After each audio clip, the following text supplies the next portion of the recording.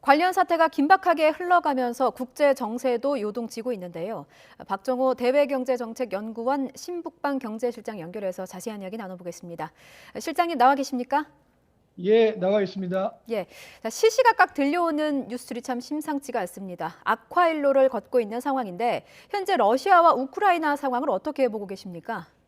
예, 굉장히 엄중한 상황이죠. 사실 며칠 전까지만 하더라도 이 푸틴 대통령이 외교적인 협상을 계속 지속할 것 같은 언급을 했는데 갑자기 이게 변화해서 전쟁이 터져서 아마 모두들 굉장히 당혹해 하실 것 같은데 예. 이번에 러시아 대통령이 특별 군사작전을 개시하고 한 명목은 돈바스에 있는 러시아계 주민을 보호하겠다는 얘기였는데 결국 이것은 자국의 안보 이익 확보를 목표로 우크라이나와의 전쟁을 본격화시켰다는 데 의미가 있는데요. 가장 좀 아쉬운 점은 지난 3개월 동안 진행해온 외교적 옵션이 파기됐고 또 그 민스크 협정이 파기됐다는 것이 예. 가장 큰 문제라고 보여질 수 있습니다. 그렇군요. 분명 러시아도 득과 실을 따졌을 거란 말입니다. 그런데 국제사회의 우려에도 불구하고 이렇게 군사작전을 개시한 이유는 어디 있다고 보십니까? 일단은 그 러시아가 원했던 나토의 그 동방 확장 금지와 우크라이나 나토가의 포기를 목표로 했는데 이것이 외교적 협상에서 좀 실패함에 따라서 군사적 카드를 활용했다고 보는데요. 예. 여기에 대해서는 우리가 중요한 포인트가 하나 있습니다. 예. 러시아의 분쟁 수행의 전략의 특징을 우리가 한번 살펴볼 필요가 있는데요. 예. 러시아의 군사 안보 전략에서 억지 개념이 서방과는 좀 다릅니다. 음. 서방은 외교 수단이나 경제적 제재 등을 통해서 그 상대방 행동을 제지하는 노력을 많이 하는 반면에 예. 러시아에서 억지 개념은 상대방한테 치명적인 타격을 가해서 공포감을 조성하는 걸 통해서 행동의 변화를 유도한다. 다시 말해서 무력으로 제압한 후에 협상의 주도권을 확보하는 데 있기 때문에 예. 사실은 굉장히 군사적 수단을 쓴 것도 바로 이러한 억지 개념을 활용했다고 해석해 볼 수 있을 것 같습니다. 말씀하신 그런 부분의 연장선상에서 2014년이죠. 크림반도 합병 때가 연상된다는 분석이 많이 나오고 있더라고요. 네, 앞으로 맞습니다. 러시아의 군사작전 전개 양상은 어떻게 될 것으로 예상하십니까?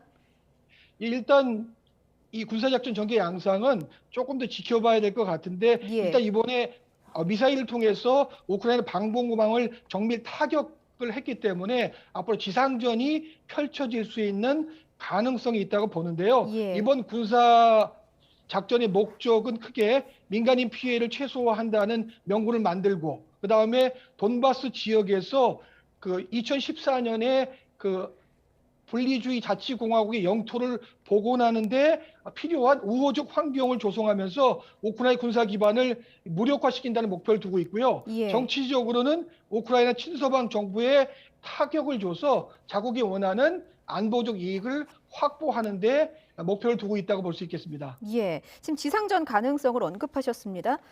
미국을 비롯한 서방들이 강력히 반발하고 있고 러시아와 미국, 러시아와 서방 사이에서 전면전으로 번질 가능성에 대해서는 어느 정도로 진단하고 계십니까?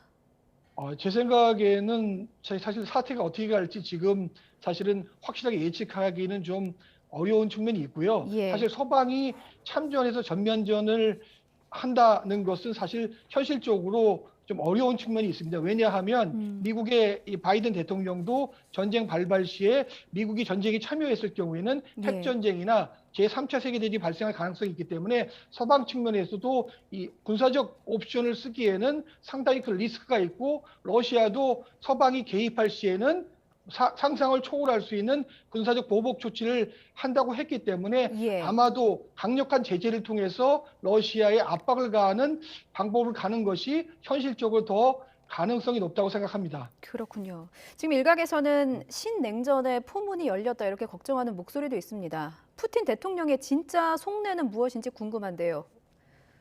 예, 사실 이번에 그 사건 전개를 보니까 러시아가 우크라이나 침공한 전략적 의도는 사실 신냉전의 시대가 열렸다고 해석이 가능할 것 같습니다. 예. 이게 다시 말해서 러시아는 이번 사태를 토대로 해서 1990년대 탈냉전 시기에 들어서서 러시아가 사실 그동안 많은 무시를 당했거든요. 유럽 예. 안보 질서 형성 과정에서 배제됐고 푸틴이 대통령으로 즉위하는 기간 동안에 나토의 5차례 동방 확장 중에 4차례를 그냥 능력이 없고 전략이 없기 때문에 예. 그냥 무심하게 지켜볼 수밖에 없는데, 이번 기회에 푸틴은 강대국 러시아의 모습을 보여주면서 음. 러시아의 입장을 유럽이나 서방이 고려해야 된다. 이것은 예. 푸틴이 정권 안정화와 장기 집권 의도도 밑바탕에 깔려 있다고 해석해 볼 수 있습니다. 그렇군요. 지금 푸틴 대통령은 왜 이렇게 우크라이나에 집착에 가까울 정도로 좀 관심을 기울이고 있나, 이런 부분들에 대해서 지금 많은 관심이 쏠리고 있는데,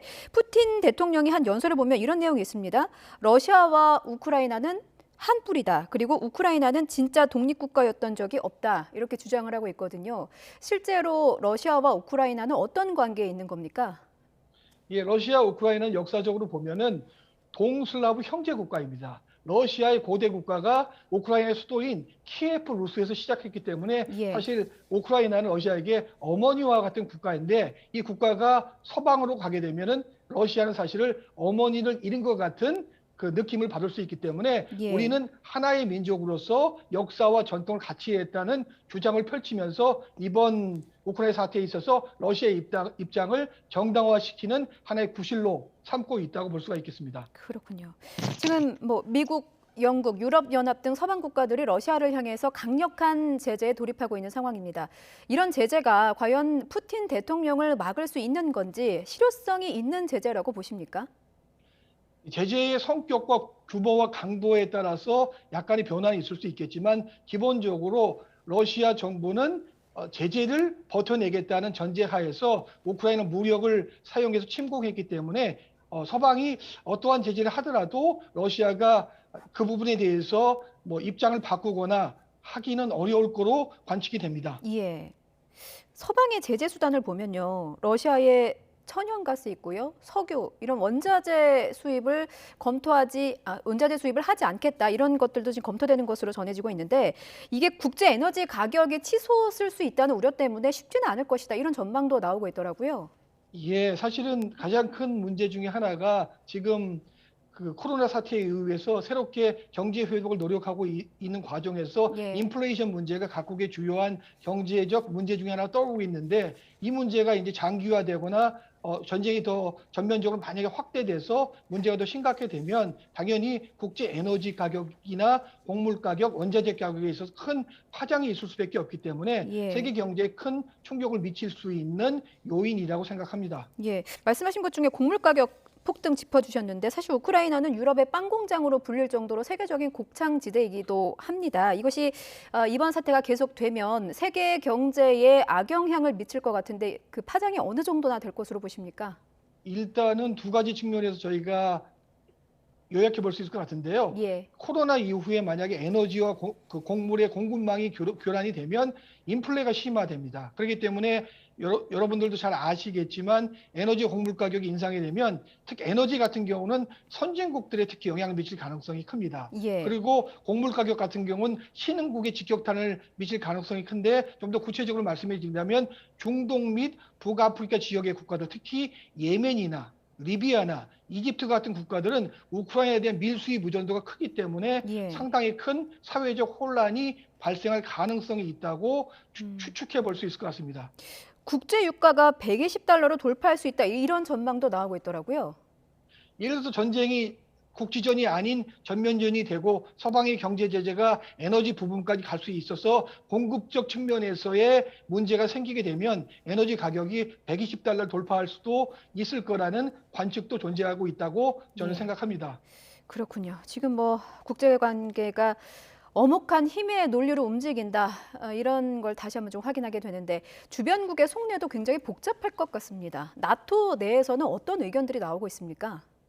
예, 나토 내에서는 이번 사태가 자유주의 국제 질서, 특히 그 한 국가의 영토를 변경하는 시도이기 때문에 사실 이 부분에 대해서는 동일한 목소리가 나올 수밖에 없는 것이 나토의 입장인데, 예. 문제는 이제 제재의 강도나 러시아의 관계의 성격에 있어서 나토 간에도 다소의 이견이 있는 건 사실입니다. 그렇기 때문에 나토가 군사적 대결을 할 수는 없지만 러시아에 대한 경제 제재를 가했을 때 일단 서유럽과 중동부 유럽과의 입장 차이가 발생할 개연성이 큽니다. 중동부 유럽 같은 경우는 안보적 리스크가 더 커질 수밖에 없기 때문에 러시아에 보다 강경한 태도를 비칠 수밖에 없는 거고, 서유럽의 대표적인 국가 같은 경우는 러시아랑 에너지 협력을 토대로 자국이 원하는 경제 발전을 더 추진하는 문제가 있기 때문에 사실 나토 내에서도 경제 제재의 성격과 규모에 있어서도 이견이 발생할 가능성이 잠재되어 있다고 생각합니다.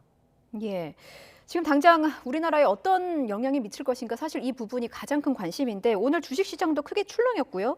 금융시장뿐만이 아니라 이렇게 공급망, 원자재 공급망 차질까지 빚어지면 우리 경제에도 상당한 타격이 우려됩니다. 어떻게 보십니까?